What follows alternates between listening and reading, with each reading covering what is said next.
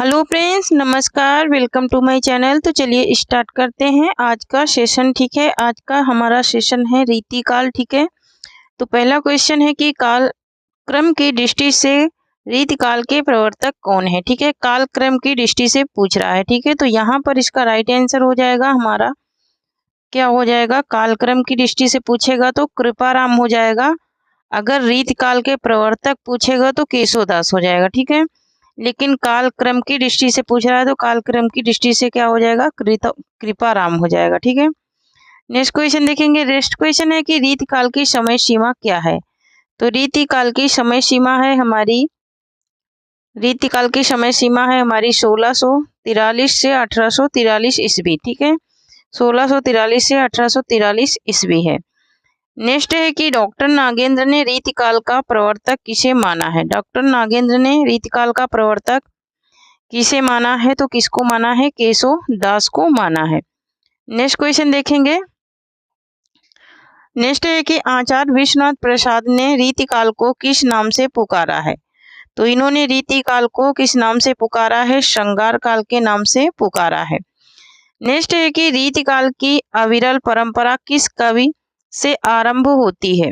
अविरल परंपरा किस कवि से आरंभ होती है, तो ये अविरल परंपरा किस कवि से आरंभ होती है ये बताना है। ठीक है, तो रीतिकाल की अविरल परंपरा आरंभ होती है चिंतामणि से। ठीक है, किससे आरंभ होती है, तो चिंतामणि से आरंभ होती है। नेक्स्ट क्वेश्चन है कि जसवंत सिंह के भाषा भूषण पर किन ग्रंथों का प्रभाव है। तो जसवंत सिंह के भाषा भूषण पर किन का प्रभाव है, कुवलयानंद, चंद्रालोक एवं काव्य प्रकाश। ठीक है, इन ग्रंथों का क्या है, प्रभाव है। ठीक है, नेक्स्ट क्वेश्चन देखेंगे। नेक्स्ट है कि रीति शब्द का सामान्य अर्थ है। रीति शब्द का सामान्य अर्थ क्या है, तो यहाँ पर पद्धति विशेष हो जाएगा। क्या हो जाएगा, पद्धति विशेष हो जाएगा। नेक्स्ट है कि आचार्य शुक्ल ने रीतिकाल का प्रवर्तक किसे स्वीकार किया। वहां पर डॉक्टर नागेंद्र ने केशव को स्वीकार किया था, तो आचार्य शुक्ल ने किसको किया था, तो चिंतामणि को। ठीक है, किसको किया था, तो चिंतामणि को स्वीकार किया था। ठीक है, नेक्स्ट क्वेश्चन देखेंगे। नेक्स्ट क्वेश्चन देखेंगे। नेक्स्ट क्वेश्चन है कि रामचंद्र शुक्ल ने रीतिकाल का समय क्या निर्धारित किया। ठीक है, रामचंद्र शुक्ल ने रीतिकाल का समय क्या निर्धारित किया, तो संवत 1700 से संवत 1900 ईस्वी इन्होंने निर्धारित किया। ठीक है, संवत 1700 से संवत 1900। नेक्स्ट क्वेश्चन देखेंगे। नेक्स्ट है कि बाबू श्याम सुंदर दास ने रीतिकाल के लिए क्या नाम दिया। ठीक है, बाबू श्याम सुंदर दास ने रीतिकाल का नाम क्या दिया, तो इन्होंने रीति युग नाम दिया था। किसने, बाबू श्याम सुंदर दास ने क्या नाम दिया था, तो रीति युग नाम दिया था। नेक्स्ट है कि आचार्य हजारी प्रसाद द्विवेदी ने रीतिकाल का समय निर्धारित किया। आचार्य हजारी प्रसाद द्विवेदी ने रीतिकाल का समय क्या निर्धारित किया था, तो इन्होंने रीतिकाल का समय 1700 से 1900 ईस्वी निर्धारित किया था। क्या निर्धारित किया था, तो 1700 से लेकर के 1900 ईस्वी इन्होंने निर्धारित किया था। किसने, आचार्य हजारी प्रसाद द्विवेदी ने। नेक्स्ट क्वेश्चन देखेंगे। नेक्स्ट क्वेश्चन है कि रीतिकाल के लिए अपकर्ष काल नाम किस इतिहासकार ने प्रयोग किया। ठीक है, अपकर्ष काल नाम किस इतिहासकार ने प्रयोग किया था, तो किसने किया था, अपकर्ष काल किसने कहा था रीतिकाल को, तो एक सेकेंड, किसने कहा था रीतिकाल को अपकर्ष काल, तो गणपत चंद्र गुप्त ने। किसने कहा था, तो गणपत चंद्र गुप्त ने कहा था रीतिकाल को अपकर्ष काल। नेक्स्ट है कि रीतिकाल को अलंकृत काल किसने कहा, तो रीतिकाल को अलंकृत काल कहने वाले कौन है, हमारे मिश्र बंधु हैं। ठीक है, नेक्स्ट क्वेश्चन है कि गियर्सन ने अपने इतिहास ग्रंथ के 7वें अध्याय को क्या नाम दिया। ठीक है, इन्होंने अपने 7वें अध्याय का नाम क्या दिया था, किसने, गियर्सन ने। तो इन्होंने अपने 7वें अध्याय का नाम दिया था रीतिकाव्य, है ना, क्योंकि इन्होंने 11 कालखंडों में बांटा था, उसमें से 7वें का नाम दिया था रीतिकाव्य। रीतिकाल को कलाकाल किसने कहा, तो रीतिकाल को कलाकाल कहने वाले कौन है, हमारे डॉक्टर रमाशंकर शुक्ल रसाल हैं। ठीक है, डॉक्टर रमाशंकर शुक्ल रसाल हैं। नेक्स्ट है कि कौन सा काव्य दरबारी काव्य कहलाता है। कौन सा ऐसा काव्य है जो दरबारी काव्य कहलाता है, तो ये क्या है, रीति काव्य है। ठीक है, रीति काव्य को दरबारी काव्य के नाम से भी जानते हैं। नेक्स्ट देखेंगे, नेक्स्ट क्वेश्चन देखेंगे। नेक्स्ट क्वेश्चन है कि निम्न में रीतिकाल की सर्वाधिक प्रधान प्रवृत्ति है। रीतिकाल की सर्वाधिक प्रधान प्रवृत्ति क्या है, तो ये संगारिकता है। क्या है, संगारिकता है सर्वाधिक रीतिकाल की प्रवृत्ति। ठीक है सॉरी। नेक्स्ट क्वेश्चन है कि जिन कवियों ने शास्त्रीय ढंग पर लक्षण तथा उदाहरण प्रस्तुत कर अपने ग्रंथों की रचना की है, वे कहलाते हैं। वे क्या कहलाते हैं, जिन्होंने लक्षण भी दिया और मतलब कि उदाहरण भी दिया और लक्षण भी बताया है। ठीक है, तो वो उन कवियों को क्या कहा जाता है, ये बताना है। तो यहाँ पर इसका राइट आंसर हो जाएगा कि रीतिबद्ध, है ना। क्या कहा जाता है, रीतिबद्ध कहा जाता है। ठीक है, नेक्स्ट क्वेश्चन है कि रीतिकालीन काव्य को मुख्यतः कितने भागों में बांटा जाता है। तो कितने भागों में बांटा गया था, 3 भागों में। ठीक है, रीतिबद्ध, रीतिमुक्त और रीति सिद्ध, 3 भागों में इनको बांटा गया था। नेक्स्ट है कि आचार्य शुक्ल ने रीतिकाल को किन 2 भागों में बांटा। आचार्य शुक्ल ने रीतिकाल को किन 2 भागों में बांटा, तो इन्होंने किन 2 भागों में बांटा था, तो इन्होंने रीति ग्रंथाकार और वह अन्य कवि, ये 2 भाग इन्होंने बनाए थे, बांटे थे। नेक्स्ट क्वेश्चन है कि रीतिकालीन काव्य ग्रंथों की काव्य भाषा क्या है। रीतिकालीन काव्य ग्रंथों की काव्य भाषा क्या है, ये बताना है। तो रीतिकालीन काव्य ग्रंथों की भाषा क्या है, तो ये ब्रज भाषा है। क्या भाषा है, तो ब्रज भाषा है। नेक्स्ट है कि रीतिकाल में आए रीति शब्द का क्या अर्थ है। रीतिकाल में आए रीति शब्द का क्या अर्थ है, ये बताना है। तो यहाँ पर इसका राइट आंसर हो जाएगा ऑप्शन नंबर ख, काव्यांग विवेचन में लक्षण एवं उदाहरण की पद्धति। नेक्स्ट क्वेश्चन है कि हिंदी का कौन सा बड़ा आलोचक रीतिकालीन कवि आचार्यों को कवि ही मानता है, आचार्य नहीं। ये किसने कहा है, तो इसका राइट आंसर हो जाएगा हमारा क्या, किसने माना है, ये तो मिश्र बंधु ने। ठीक है, किसने, मिश्र बंधु ने। नेक्स्ट क्वेश्चन देखेंगे। नेक्स्ट है कि लक्षण ग्रंथ का अर्थ क्या होता है।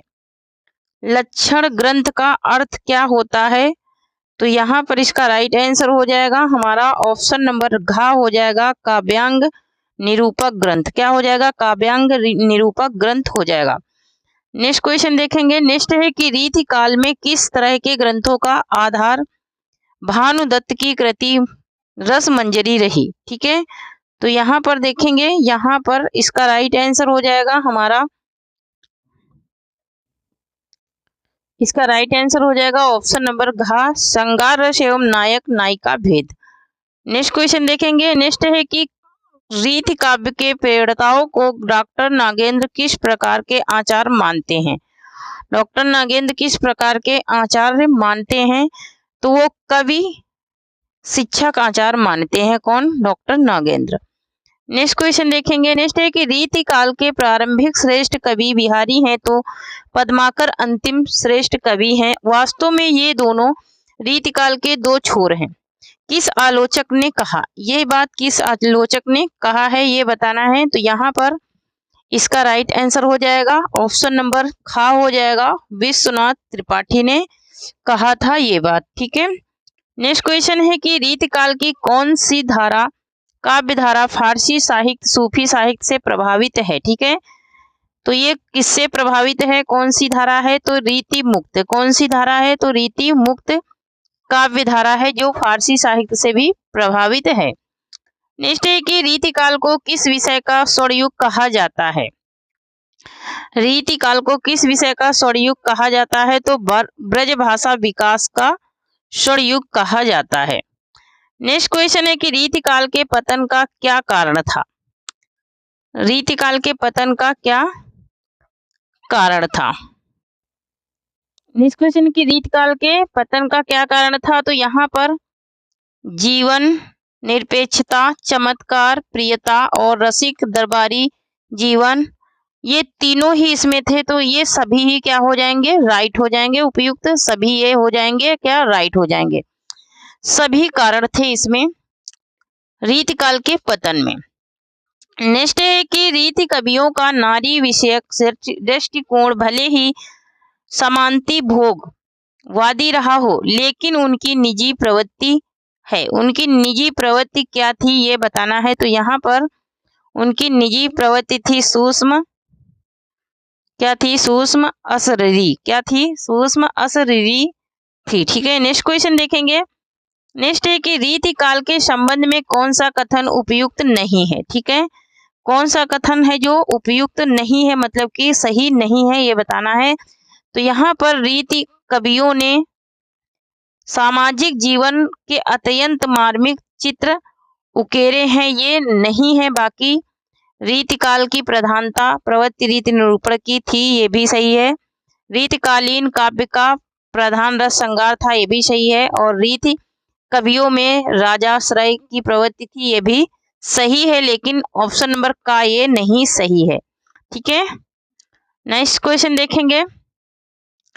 नेक्स्ट है कि रीति काल में सामाजिक सांस्कृतिक परिस्थिति थी। रीति काल में सामाजिक और सांस्कृतिक परिस्थिति कैसी थी। ठीक है, तो ये कैसी थी, तो ये अत्यंत दयनीय थी। कैसी थी, तो अत्यंत दयनीय थी। ठीक है, नेक्स्ट है कि कौन कवि सर्वांग निरूपण नहीं है। कौन सा कवि है जो सर्वांग निरूपण नहीं है, तो यहाँ पर सर्वांग निरूपण नहीं पूछ रहा है। ठीक है, तो कौन से कवि सर्वांग निरूपण नहीं है, घनानंद सर्वांग निरूपण नहीं है। बाकी चिंतामणि, कुलपति मिश्र और देव, ये तीनों सर्वांग निरूपण हैं, लेकिन चिंतामणि घनानंद नहीं है। नेक्स्ट है कि कौन सा कवि रीतिबद्ध नहीं है। कौन सा कवि जो है वो रीतिबद्ध नहीं है रीतिकाल का, तो यहाँ पर इसका राइट आंसर हो जाएगा हमारा ऑप्शन नंबर घ हो जाएगा, दूल्हा। क्या, दूल्हा, ये रीतिबद्ध नहीं है। नेक्स्ट क्वेश्चन है कि रीतिकालीन किस आचार का नाम मणिमाल था। मणिमाल था, तो यहाँ पर इसका राइट आंसर हो जाएगा हमारा ऑप्शन नंबर घ हो जाएगा, चिंतामणि का। किसका नाम था, तो चिंतामणि का था। नेक्स्ट क्वेश्चन है कि रीतिकालीन कवियों को सर्वांग निरूपण, रस निरूपक, अलंकार निरूपक और पिंगल निरूपक वर्गों में किसने विभाजित किया। इन सारे वर्गों में किसने विभाजित किया था, तो डॉक्टर नागेंद्र ने। ऑप्शन नंबर ख राइट हो जाएगा, डॉक्टर नागेंद्र ने विभाजित किया था। नेक्स्ट है कि रीति कवियों को किन वर्गों में विभाजित किया जाता है। तो रीति कवियों को किन वर्गों में विभाजित किया जाता है, तो रीतिबद्ध में भी किया गया, रीति सिद्ध में भी, रीति मुक्त में भी, इसलिए इसका राइट आंसर हो जाएगा ऑप्शन नंबर घ, उपयुक्त सभी में, सभी वर्गों में क्या किया गया, विभाजित किया गया। ठीक है, नेक्स्ट क्वेश्चन देखेंगे।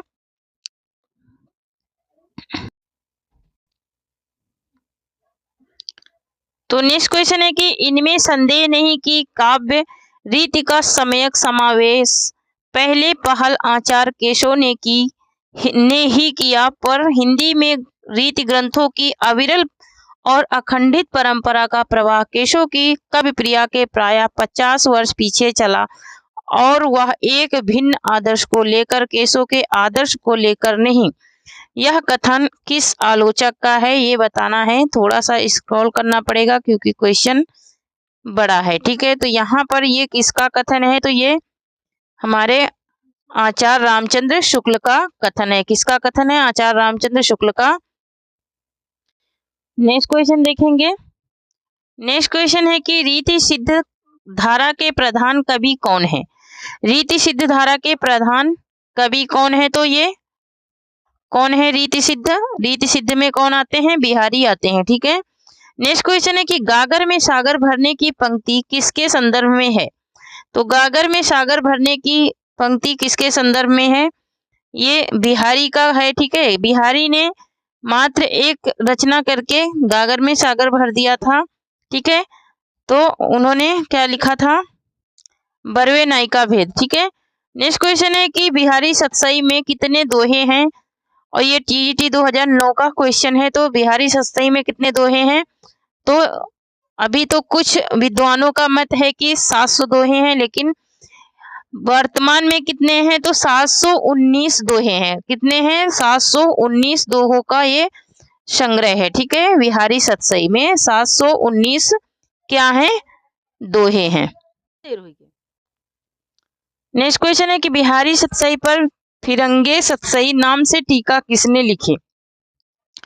तो फिरंगे सतसई नाम से टीका किसने लिखी थी? आनंदीलाल शर्मा ने लिखी थी। नेक्स्ट है कि दोहा छंद में संगारी रचना प्रस्तुत करने वालों में हिंदी के सर्वाधिक ख्याति लब्ध कवि हैं। सर्वाधिक ख्याति लब्ध कवि कौन है? ये टीजीटी पीजीटी में दोनों में, ठीक है, पीजीटी में और जीआईसी में 2009 में ये क्वेश्चन पूछा गया है। तो ये किसमें है सर्वाधिक? तो ये बिहारी में है। किसमें है? बिहारी में है। ठीक है, नेक्स्ट क्वेश्चन है कि निम्नलिखित में से किस रचना की सर्वाधिक टीकाएं लिखी गई? ठीक है, किस रचना की सर्वाधिक टीकाएं लिखी गई ये बताना है। तो बिहारी सतसई की, किसकी? बिहारी सतसई की सर्वाधिक टीकाएं लिखी गई। नेक्स्ट है कि बिहारी सतसई पर किस ग्रंथ का सर्वाधिक प्रभाव है? तो बिहारी सतसई पर किस ग्रंथ का सर्वाधिक प्रभाव है? तो गाथा सप्तशती का है। मोस्ट इंपोर्टेंट क्वेश्चन है। नेक्स्ट है कि बिहारी कवि हैं। बिहारी कैसे कवि हैं? रीति मुक्त हैं, रीतिबद्ध हैं या फिर रीति सिद्ध हैं? तो बिहारी कैसे कवि हैं ये बताना है। तो ये अभी अभी हम लोगों ने इसके तो बिहारी कैसे कवि हैं? तो ये रीति सिद्ध कवि हैं। ठीक है, कैसे कवि हैं? तो रीति सिद्ध कवि हैं बिहारी। नेक्स्ट क्वेश्चन है कि बिहारी सतसई की प्रसिद्धि का कारण है। बिहारी सतसई की प्रसिद्धि का कारण क्या है ये बताना है। तो यहाँ पर इसका राइट आंसर हो जाएगा कल्पना की समाहार शक्ति का। कल्पना की समाहार शक्ति पाई जाती है बिहारी सतसई में। नेक्स्ट क्वेश्चन है कि बिहारी किस राजा के दरबारी कवि थे? तो बिहारी किस राजा के दरबारी कवि थे ये बताना है। तो बिहारी किस राजा के दरबारी कवि थे? तो ये जयपुर के राजा नरेश जयसिंह के दरबारी कवि थे। नेक्स्ट क्वेश्चन देखेंगे। नेक्स्ट है कि बिहारी किस संप्रदाय में दीक्षित थे? बिहारी किस संप्रदाय में दीक्षित थे? तो ये किस संप्रदाय में दीक्षित थे? तो निम्बार्क संप्रदाय में ये दीक्षित थे। कौन? बिहारी। नेक्स्ट क्वेश्चन देखेंगे। नेक्स्ट क्वेश्चन है कि बिहारी का जन्म हुआ था। बिहारी का जन्म कहाँ हुआ था ये बताना है। तो यहाँ पर इसका राइट आंसर हो जाएगा बिहारी का जन्म ग्वालियर में हुआ था। नेक्स्ट क्वेश्चन देखेंगे। नेक्स्ट है कि बिहारी की वाग्विभूति किसकी आलोचना कृति है? वाग्विभूति किसकी आलोचना कृति है? तो ये विश्वनाथ प्रसाद मिश्र की आलोचना कृति है। नेक्स्ट है कि सतसैया के दोहरे ज्यों नावक के तीर देखन में छोटे लगे घाव भरे गंभीर। यह प्रशंसात्मक उक्ति किस कवि की ओर संकेत करती है? ठीक है, तो ये किसकी ओर संकेत करती है? तो ये बिहारी लाल की पंक्ति है। नेक्स्ट है कि बिहारी का जन्म हुआ था। बिहारी का जन्म किस सन में हुआ था ये बताना है। तो किस सन में हुआ था? 1595 ईस्वी में। कब हुआ था? तो 1595 ईस्वी में हुआ था। नेक्स्ट क्वेश्चन है कि संगार सप्तशती नाम से बिहारी के दोहों का संस्कृत भाषा में अनुवाद किसने किया? ठीक है, संगार सप्तशती नाम से बिहारी के दोहों का संस्कृत में अनुवाद किसने किया? तो संस्कृत में अनुवाद इनका किसने किया था ये बताना है।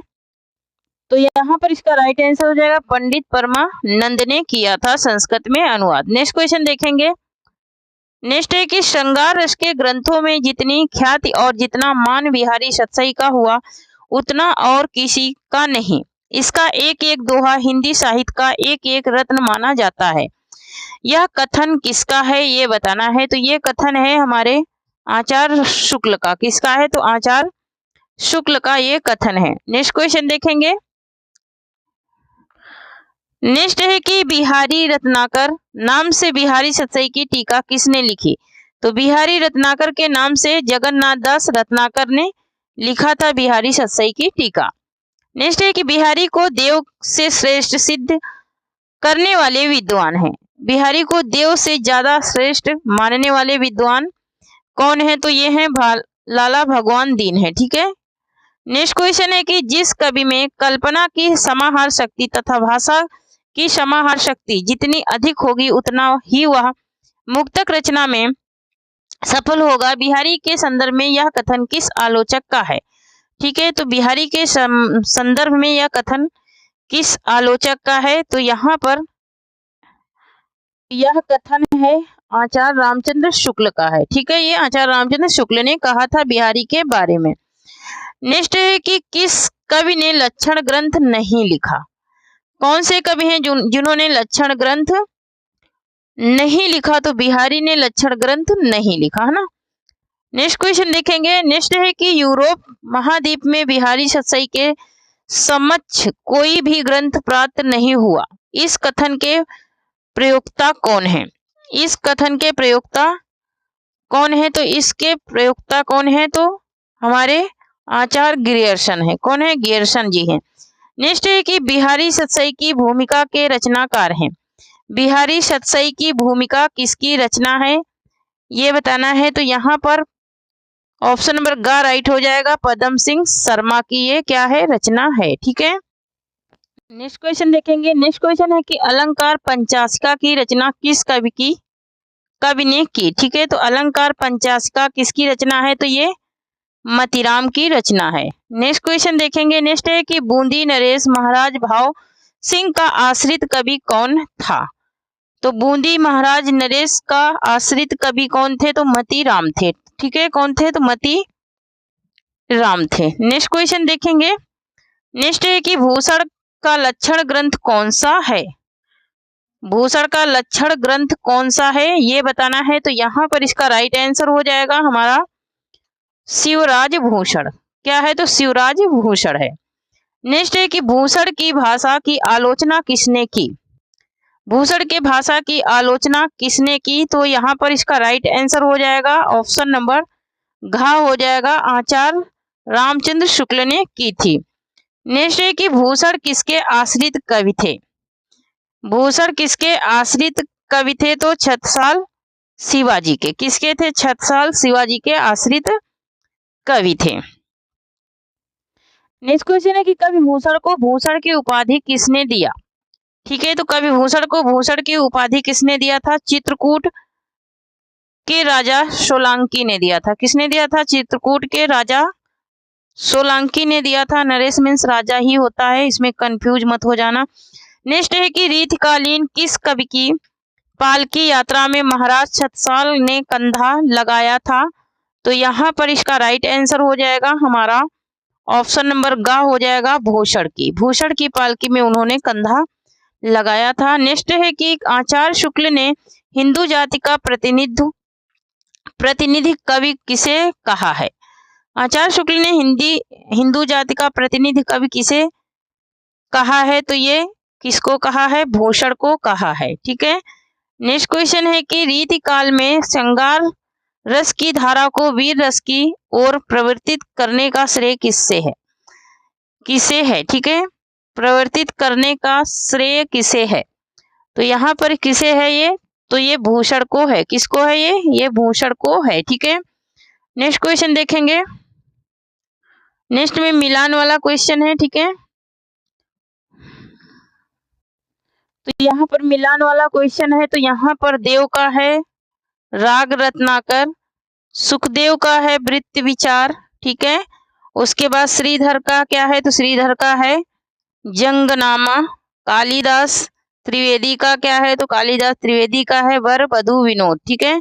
तो यहाँ पर देख लेते हैं इसका क्या हो जाएगा राइट आंसर, कौन सा क्रम इसका सही है। तो यहाँ पर इसका ऑप्शन नंबर ग राइट हो जाएगा। ठीक है। ग ऑप्शन नंबर ग राइट हो जाएगा। राग रत्नाकर, वृत्त विचार, जंगनामा और वर वधु विनोद। ठीक है। यही इसका राइट आंसर हो जाएगा। नेक्स्ट क्वेश्चन देखेंगे। नेक्स्ट है कि शुक्ल के अनुसार केशों के ग्रंथों की संख्या है। तो केशों के ग्रंथों की संख्या कितनी है?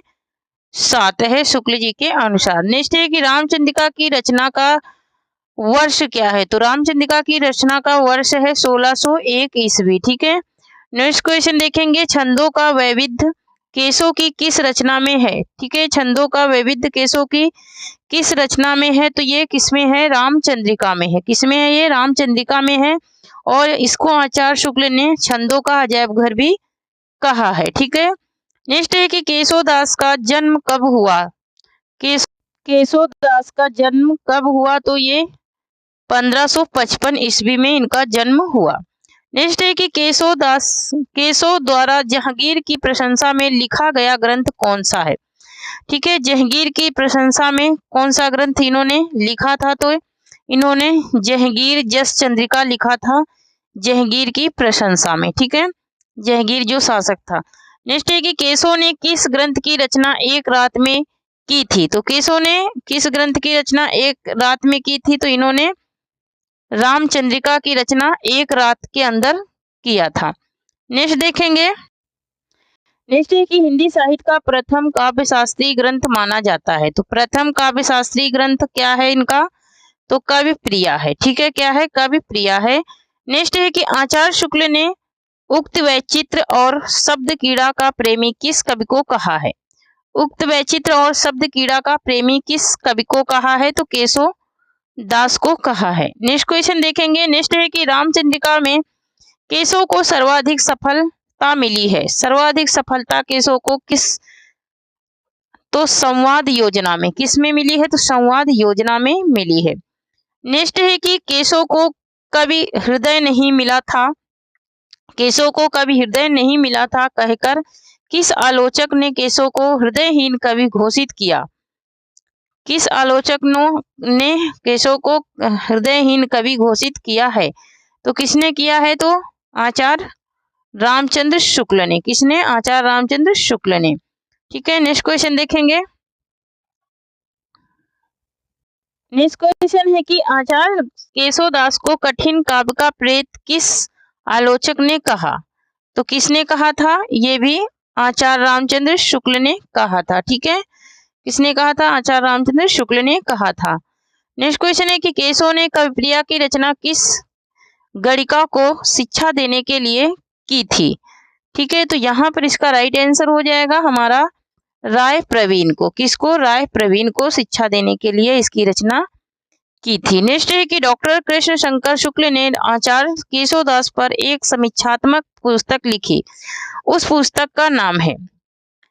उस पुस्तक का क्या नाम है? तो उस पुस्तक का नाम है हमारा केशव की काव्य कला। क्या नाम है? केशव की काव्य कला नाम है। ठीक है, नेक्स्ट है कि विज्ञान गीता किसकी कृति है? तो विज्ञान गीता किसकी कृति है? तो ये केशव दास की कृति है।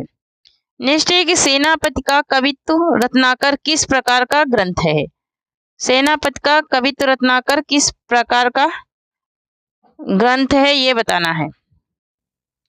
तो सेनापति का कवित्व रत्नाकर एक क्या है? ये भक्ति संबंधी ग्रंथ है।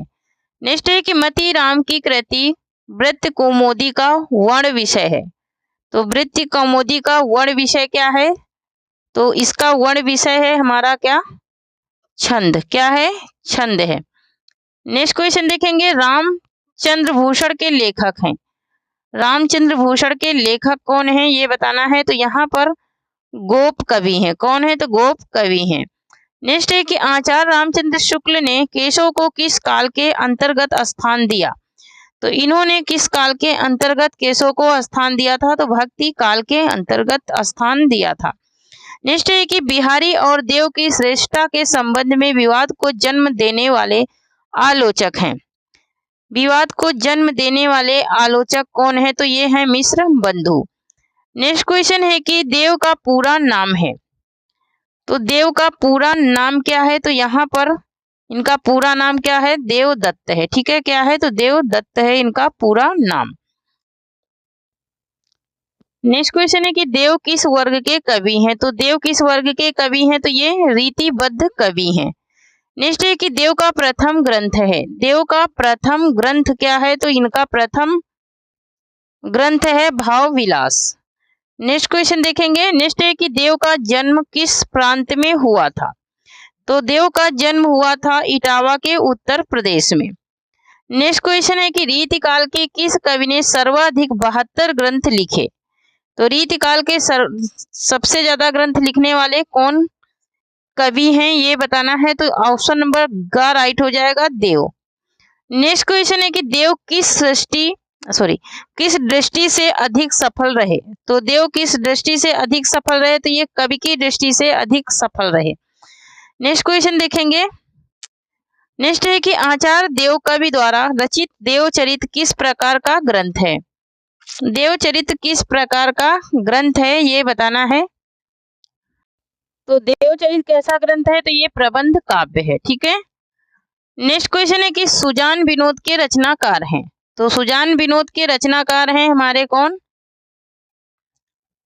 देव हैं। कौन है, देव हैं। नेक्स्ट क्वेश्चन है कि चिंतामणि द्वारा रचित प्रबंध काव्य है। तो चिंतामणि द्वारा रचित प्रबंध काव्य कौन सा है, तो यहाँ पर चिंतामणि द्वारा रचित प्रबंध काव्य तो ये कौन है, कृष्ण चरित्र है। क्या है, कृष्ण चरित्र। नेक्स्ट है कि चिंतामणि का सर्वाधिक प्रसिद्ध ग्रंथ है। तो इनका सर्वाधिक प्रसिद्ध ग्रंथ कौन है, कविकुल कल्पतरु है, ठीक है। नेक्स्ट क्वेश्चन है कि चिंतामणि त्रिपाठी के आश्रयदाता थे। चिंतामणि त्रिपाठी के आश्रयदाता कौन थे ये बताना है। तो यहाँ पर ये शाहजी भोसले, दारा सिकोहा और शाहजहां ये सभी थे इनके आश्रयदाता, ठीक है। नेक्स्ट है कि चिंतामणि का भाई कौन नहीं है। तो थैंक यू फ्रेंड्स, आज के लिए इतना ही। तब तक के लिए जय हिंद, जय भारत। आप लोग पढ़ते रहिए, हंसते रहिए, मुस्कुराते रहिए और स्वस्थ रहिए, मस्त रहिए। क्योंकि नेटवर्क काम नहीं कर रहा है इसलिए आगे के क्वेश्चन नहीं करा पा रही हूँ, ठीक है। क्वेश्चन तो बहुत ज़्यादा है, ठीक है। क्वेश्चन बहुत हैं क्वेश्चन। इसमें पूरा संपूर्ण रीतिकाल है, लेकिन बहुत ज़्यादा बफरिंग हो रही है इसलिए हम कर नहीं पा रहे हैं, ठीक है। तो हम नेक्स्ट सेशन में करेंगे नेक्स्ट और क्वेश्चन, ठीक है। तो तब तक के लिए जय हिंद, जय भारत।